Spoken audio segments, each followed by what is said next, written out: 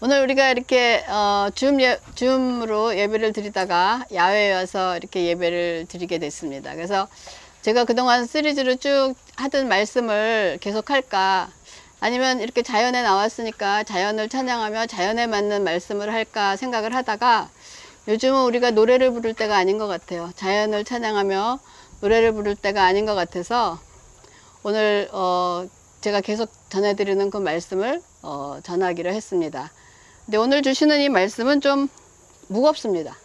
무겁고 좀 어렵고 또 설교 한편으로 끝날 수 있는 그런 말씀은 아닌 것 같습니다. 그래서 우리가 계속해서 하고 있는, 우리가 하나님을 이해할 수 없을 때, 우리가 세 번째 시간으로 하나님을 신뢰한다는 것이 무엇인가, 이사야서 55장 8절에서 9절의 말씀으로 여러분과 함께 나누고자 합니다. 우리가 하나님을 이해할 수 없을 때 그 첫 번째 성도들에게 나타날 수 있는 반응을 우리가 성경의 인물을 통해서 알아봤습니다. 첫 번째는 하나님의 말씀을 이해할 수 없을 때 거절하고 달아난 요나가 있었습니다. 그리고 두 번째, 사도 바울이 변화되기 전에 내가 가장 잘할 수 있다 라고 생각했던 바울의 반응이 있었고, 세 번째는 이거보단 더 좋은 것은 없어라는 하박국 선지자의 그 반응이 있었습니다.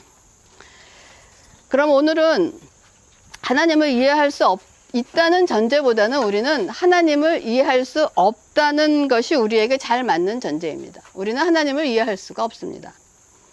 그러므로 하나님을 이해할 수 없었던 우리가 조금씩 하나님을 알아가고 그분이 하시는 일들을 이해하게 되는 것이 결국은 우리의 삶이며 믿음이 성장해가는 과정이며 그리스도인으로서 성숙되어가는 과정이라고 생각합니다. 그러므로 우리 모두에게는 요나와 같은 시절을 지나서 바울과 같은 시절을 보내면서 결국은 하박국 선지자와 같은 시절에 도달하게 되는 것이 우리의 삶이라고 생각을 합니다. 결국 우리가 상대방의 뜻을 이해할 수 없을 때의 선택은 그 사람이 이해가 되든지 나의 이해에 관계없이 그 사람을 따르든지, 아니면 난 이해할 수 없으니까 따를 수 없다. 이 두 가지 선택길밖에 없을 거라고 생각을 합니다. 여러분, 인간관계 속에서 누군가를 신뢰한다는 것은 서로에게 불안한 일입니다. 왜냐하면 신뢰관계를 이루는 갑과 을이 완전하지 못하기 때문에 서로에 대한 신뢰가 깨질 수밖에 없습니다. 그러나 하나님과의 신뢰관계에서는 하나님은 완전하신 분이시기 때문에 신뢰의 대상으로서는 완벽함을 반하여서 신뢰를 걸어야 하는 우리 인간편의 문제가 있다는 것입니다. 결국은 갑은 문제가 없는데 을에게 문제가 있다는 것입니다. 이것을 보여주신 사건이 있지 않습니까? 아브라함과 하나님이 언약을 맺으실 때 그 쪼개고기 사이로 하나님이 혼자 지나가셨어요. 그거는 너는 지킬 수 없다는 걸 이미 하나님께서 우리에게 알려주신 그런 말씀이었습니다. 그래서 우리의 삶 속에서 하나님을 이해할 수 없는 상황을 만나면 우리가 필요한 것은 그분에 대한 이해가 아니라 그분에 대한 신뢰라고 성경은 얘기하고 있습니다. 근데 우리는 하나님을 이해할 수 없을 때 그분을 자꾸 이해하려고 한다는 거예요. 그러면 하나님을 신뢰한다고 말하는 그 도대체 신뢰라는 것이 무엇인가 하는 질문을 던져봅니다. 여러분은 하나님을 무엇을 신뢰하십니까? 여러분의 마음에 답을 한번 남겨놓고 가겠습니다. 그런데 하나님을 신뢰한다고 할 때 위험한 신뢰가 있습니다. 그 위험한 신뢰는 사랑의 하나님이 내가 이해하는 방식대로 하나님의 능력을 사용할 것이라고 단정하고 믿는 것입니다. 이런 믿음을 사용하는 사람은 하나님께서 자신에게 어려움을 겪게 하시지 않고 낙관적인 삶을 계속하게 하실 것이라는 것을 신뢰한다는 거예요. 하나님은 사랑이시기 때문에 우리에게 절대로 어려운 일이나 나쁜 일을 주어주실 것이 아니야. 우리에게는 항상 좋고 편안하고 안전한 일을 주실 것이라고 믿는다는 것이 우리가 위험한 신뢰라는 것입니다. 이런 신뢰는 하나님이 선하시다고 하는 선을 믿는 것이 아니라 내 자신이 생각하는 선으로 하나님의 선을 믿는다는 것입니다. 우리가 이런 실수를 굉장히 많이 하고 있습니다. 만약 이런 것을 하나님의 선이라고 믿는다면 우리의 삶을 내가 원하는 대로 이끌어갈 뿐 하나님의 인도하심이 우리의 삶 속에서 필요하지 않겠습니다. 반면에 우리를 기쁨으로 이끄는 신뢰가 있습니다. 이 신뢰의 내용은 우리가 기대하는 대로의 하나님이 아니라 원래 있는 그대로의 하나님을 누리는 것이 최고의 선이라고 믿는 신뢰인 것입니다.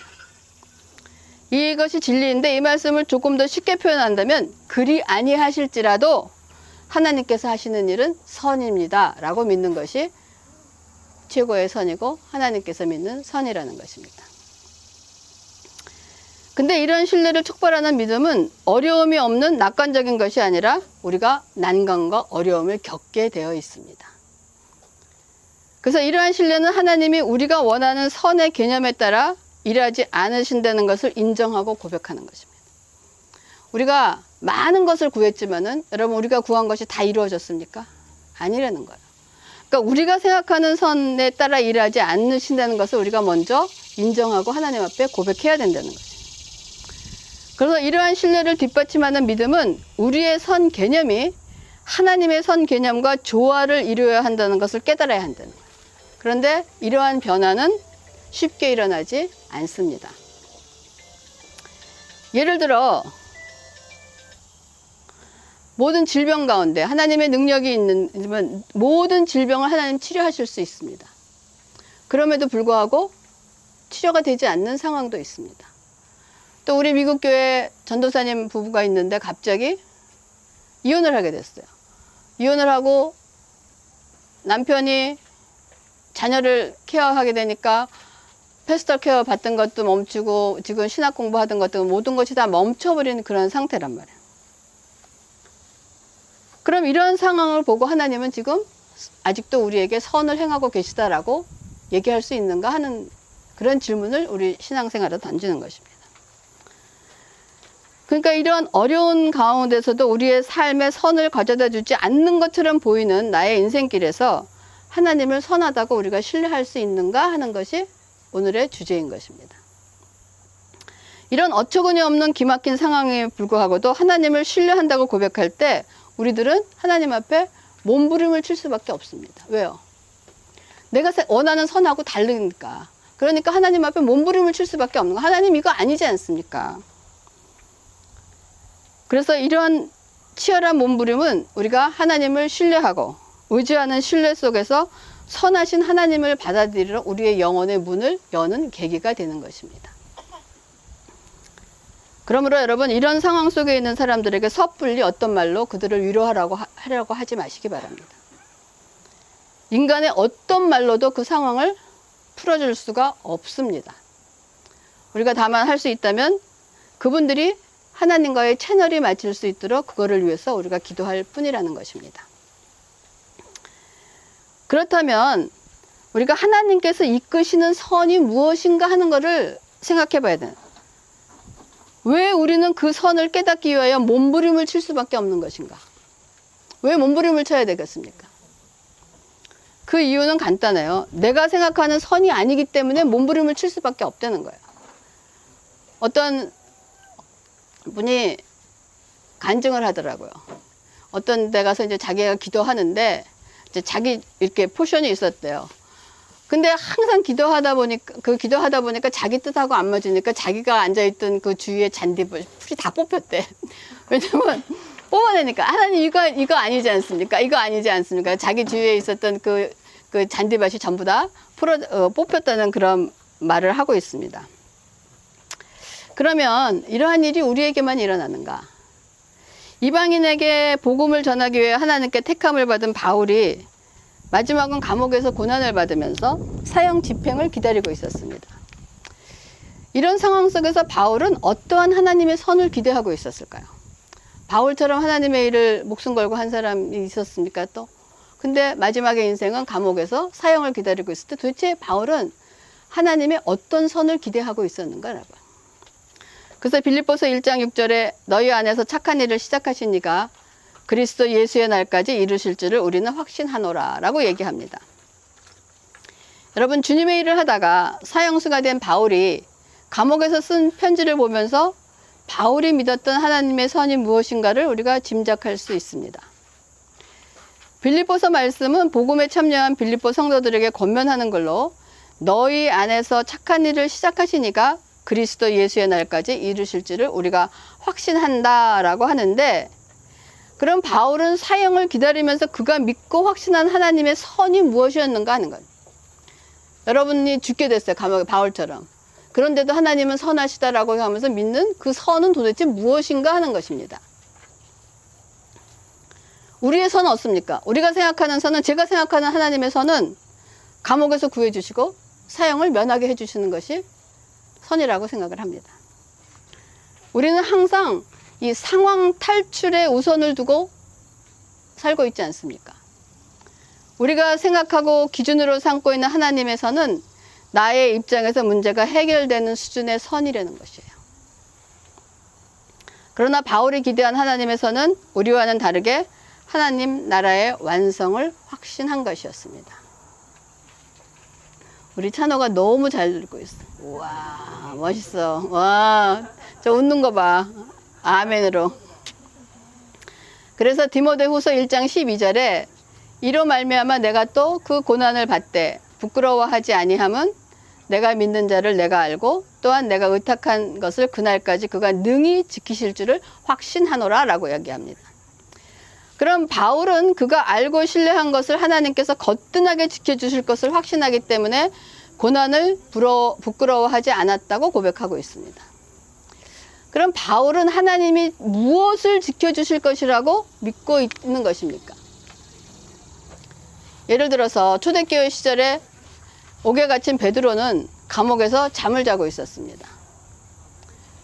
베드로는 무엇을 믿고 있기에 천사가 와서 옆구리를 찔러야 일어날 정도로 깊은 잠을 잘 수 있었을까요? 도대체 하나님께 대한 어떠한 신뢰가 있었기 때문에 베드로는 그 감옥에서 깊은 잠을 잘 수 있었느냐 하는 거예요.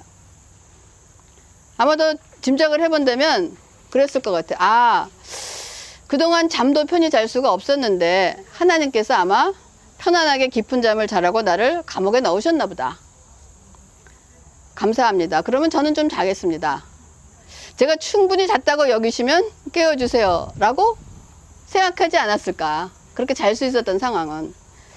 근데 베드로가 어떤 사람이었습니까? 얼마나 겁쟁이였습니까? 그런 겁쟁이였던 베드로가 무엇에 대한 확신이 있었기에 이런 행동을 할 수 있었는가 라고 생각해 보는 거예요.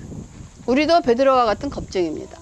우리에게 어떤 일이 일어나면 얼마나 겁이 납니까? 무슨 일이 일어날까 얼마나 걱정되고 가슴이 털렁 내려앉고 가슴이 새가슴이 되고 그러잖아요. 우리도 그런 베드로와 같은 사람입니다. 근데 베드로가 무엇이 있었길래 이렇게 감옥에 갇혔음에도 불구하고 누가 깨일 정도로 깊은 잠을 잘 수 있었는가 하는 것입니다. 그것은 아마 하나일 것입니다. 무슨 일을 당해도 하나님께서 주관하고 계시고 있다는 것을 믿고 있었기 때문이 아니겠습니까?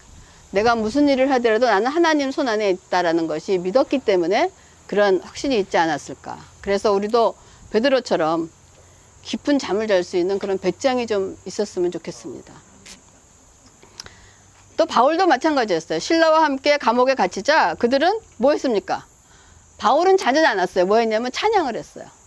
그 찬양 소리와 함께 감옥에 있는 사람들이 복음을 받게 되는 그러한 사고가 일어났지만 찬양을 할 수 있었다는 것은 뭐입니까? 바울도 역시 지금의 그들의 상황을 하나님께서 핸들하고 계시다는 것을 믿고 있다는 것이 아니었겠습니까?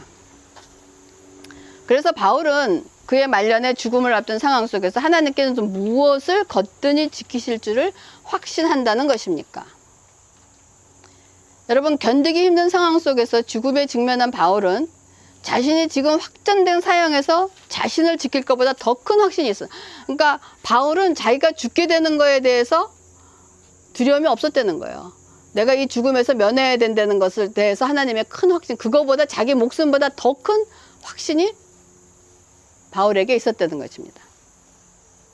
그것은 어떤 상황 속에서도 변함없으신 선하신 하나님이 자기 인생을 다스리신다는 확신은 그럼 무엇이냐 이거. 여러분, 우리에게 그것이 있습니까? 우리가 어떤 상황에 있어도 하나님께서 내 인생을 다스리실 거라는 신뢰가 우리에게 있어야 된다는 것입니다. 바울은 하나님께서 무엇을 하실 수 있을 것이라고 신뢰했던 것인가 하는 걸 우리가 생각해보고 물어봐야 됩니다. 그러면 먼저 바울의 상황에 대해서 이런 우리가 질문을 던질 수 있어요.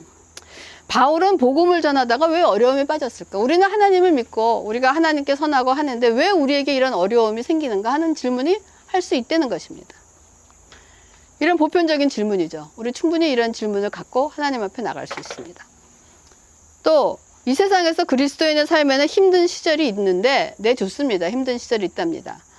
이런 힘든 시절에 그래도 어느 정도 기쁨을 누릴 수 있다는 것만으로 우리가 이거를 좋은 소식, 굿뉴스라고 할 수 있습니까? 어려움이 있는데 그 어려운 가운데서 조금 좀 어느 정도 기쁨을 누릴 수 있는 것이 좋은 소식이라고 할 수 있겠습니까? 하는 질문도 우리 안에 떠오릅니다. 그래도 우리가 기뻐하기 위해서는 기대하던 인생에 내가 기대하는 복이 있어야 하지 않겠습니까? 하는 그런 질문을 가질 수 있다는 것입니다. 그런데 이런 질문에 대해서 대답을 얻기 위해서는 대답을 얻어야 되는데 많은 사람들이 이것에 대한 대답을 얻지 못하고 있다는 거예요. 왜 얻지 못할까요? 이것에 대해서 답을 얻지 못하는 이유는 뭐냐? 좋은 소식을 구성하고 있는 좋은 소식이 무엇이라는 것에 대한 우리의 이해와 하나님의 이해가 다르기 때문에 이것에 대한 답을 얻지 못하고 있는 것입니다. 하늘과 땅만큼 차이가 있다고 한자, 하나님과 우리의 생각에는 하늘과 땅만큼 차이가 있기 때문에 답도 얼마만큼 차이가 나겠습니까? 하늘과 땅만큼 차이가 납니다. 그러니까 바울은 복음을 전하는 하나님의 부르심의 삶을 살면서 그가 겪었던 힘든 시간과 극도의 육체적인 고통, 외로움을 겪은 다음 그가 확신할 수 있었던 것이 있었어요. 바울이 가장 소중하게 여기는 것을 하나님께서는 결코 빼앗기게 하지 않으실 것이다. 여기서 바울이 가장 소중하게 여기고 있었던 것이 무엇인가? 그러면 우리가 가장 소중하게 여기고 있는 것이 무엇인가? 여러분에게 질문하기 바랍니다. 내가 가장 소중하게 여기는 것은 하나님이 결코 빼앗기게 하지 않으실 것이다 라는 것. 그리고 한편으로 바울은 자신의 삶이 순탄할 것이라고는 확신하지 않았습니다. 죽을 때까지 하나님이 인생에 좋은 것들만 주실 것이라고도 기대하지 않는 신앙적인 확신이 있었다는 것입니다. 여러분 이거 확신하시기 바랍니다. 우리의 인생에 항상 하나님이 좋은 것만 주시지 않는다는 거예요. 사도행전에서 하나님께서 아나니아에게 말씀하시기를 바울을 향해서 내 이름을 위해 그가 얼마나 많은 고난을 당해야 할지 내가 그에게 보여줄 것이다 라고 얘기하고 있어요. 이런 말씀은 성경에 자주 등장합니다. 로마서에도 우리가 그리스도와 함께 영광을 받기 위해 그분과 더불어 고난을 받으면 우리는 하나님의 상속자여 그리스도와 함께 상속자가 된다라고 했습니다. 그러면 여러분 바울이 가장 소중하게 여기고 결코 빼앗기지 않게 하실 것이 무엇일까요? 여러분에게 가장 소중하고 여러분이 빼앗기지 말아야 될 것이 무엇입니까? 여러분의 잡입니까? 여러분의 부입니까?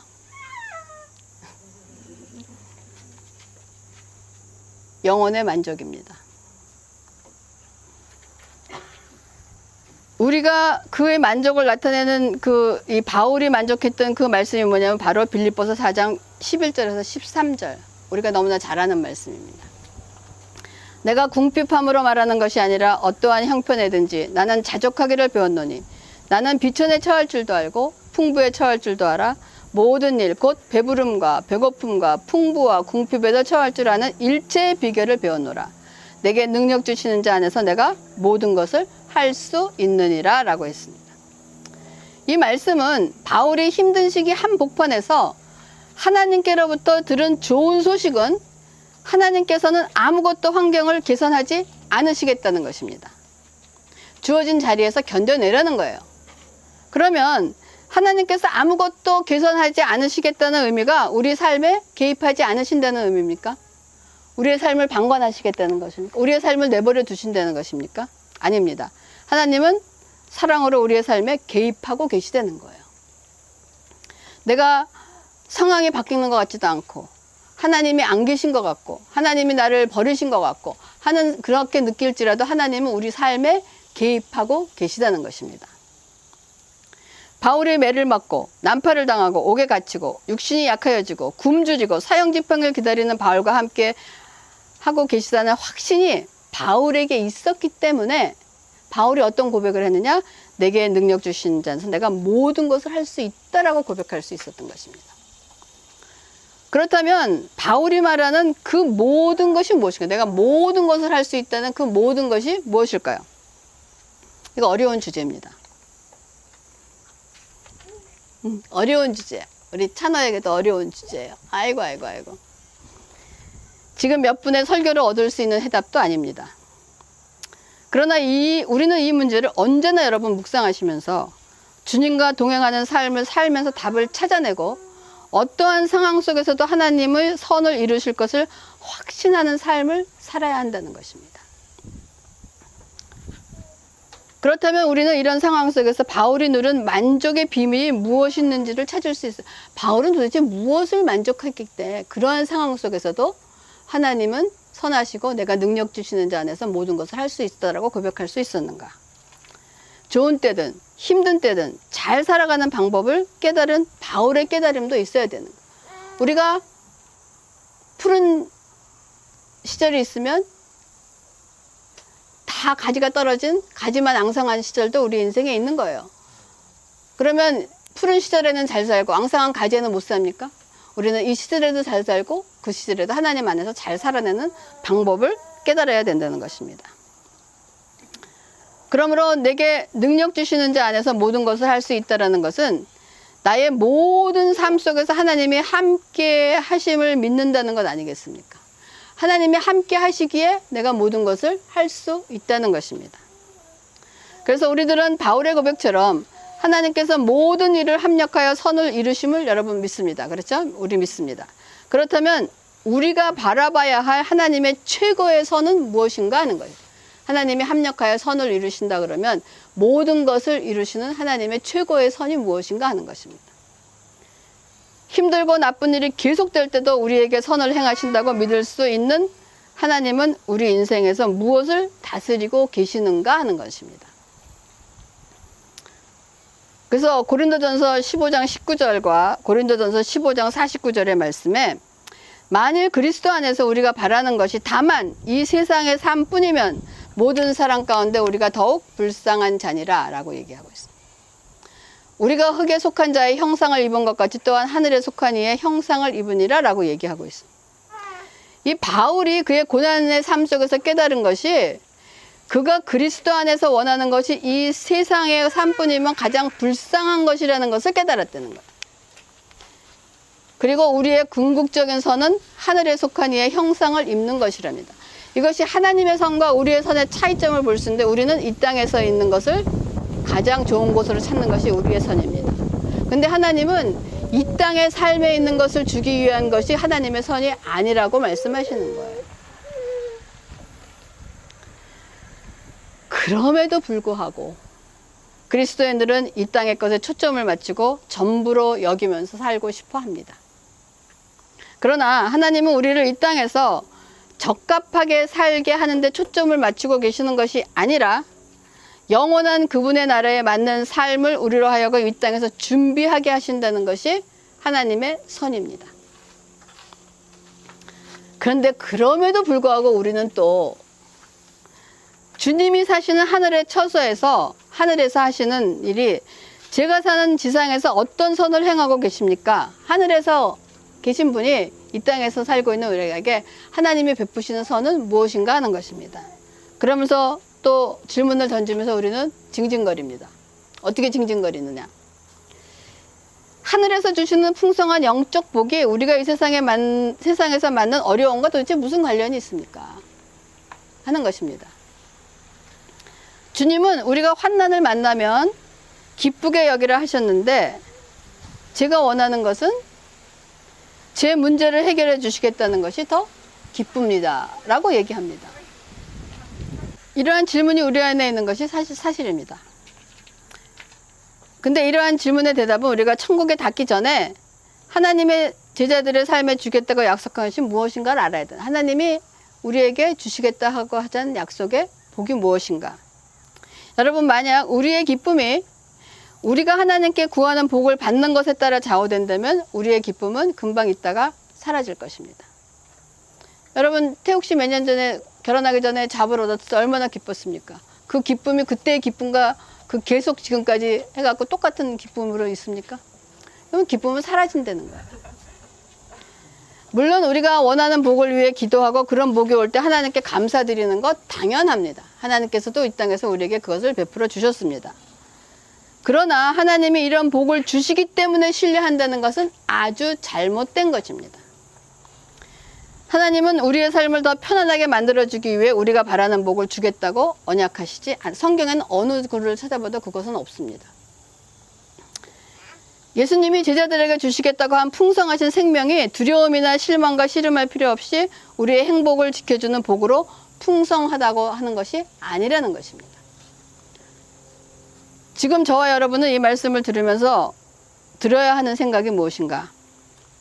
선에 대한 나의 생각과 하나님의 이해가 얼마나 막 틀리고 있는가를 알고 우리가 몸소리 쳐야 됩니다. 내가 얼마나 하나님과 다른 생각을 하고 있는가를 깨달아야 된다는 것입니다. 하나님이 주셔야 한다고 생각했던 선에 대한 나의 이해는 지금 당장 충만감을 느끼는데 만족하는 잘못된 방향으로 형성되어 있다. 내가 느끼는 선은 나의 삶에서 어떤 일을 이루어 주시는 것으로 만족해야 된다는 것입니다. 그러나 너무나 오랫동안 저와 여러분이 이런 잘못된 생각에 타당하다고 맞는다라고 생각했고 거기에 의문을 품을 이유도 없었고 수정할 필요도 느끼지 못했다는 것입니다. 여러분 이 말씀을 들으면서 여러분 삶 속에서 내가 생각했던 하나님의 선과 하나님이 정말 원하시는 선이 무엇인가 그 차이점을 발견하고 돌아서고 회개할 수 있기를 바라겠습니다. 그래서 끝으로 오늘 주셨던 이 말씀 이사야서 55장 8절에서 9절입니다. 이는 내 생각이 너희 생각과 다르며 내 길은 너희 길과 다름이라 여호와의 말씀. 우리와 하나님은 다르다라고 얘기하고 계십니다. 이는 하늘이 땅보다 높음 같이 내 길은 너희 길보다 높으며 내 생각은 너희 생각보다 높음이다. 이 말씀은 여러분 진리입니다. 우리가 얼마나 하나님과 다른 생각을 갖고 있다는 그 갭을 여러분 그 갭이 하늘과 땅 차이라고 합니다. 그 갭을 메꿀 수 있는 저와 여러분이 되기를 주님의 이름으로 축원합니다. 기도하겠습니다. 하나님 이 말씀은 어려운 주제입니다. 평생을 살아가면서 우리가 묵상하고 기도하면서 나의 선을 버리고 하나님의 선으로 찾아가는 우리가 될 수 있도록 인도하여 주시옵소서. 하나님의 말씀과 지혜로서 하나님의 생각을 따라가며 하나님 앞에 늘 순종하며 하나님께서 하시는 선을 우리가 아멘으로 화답할 수 있는 저희가 되게 하여 주시옵소서. 그러나 우리 너무나 연약합니다. 우리가 베드로처럼 얼마나 연약합니다. 그러나 우리가 베드로가 그렇게 넉넉한 배짱을 가졌던 것처럼 하나님 저희들에게도 그러한 넉넉한 배짱을 허락하여 주시옵소서. 감사를 드리면서 모든 말씀을 예수님의 이름으로 기도합니다. 아멘.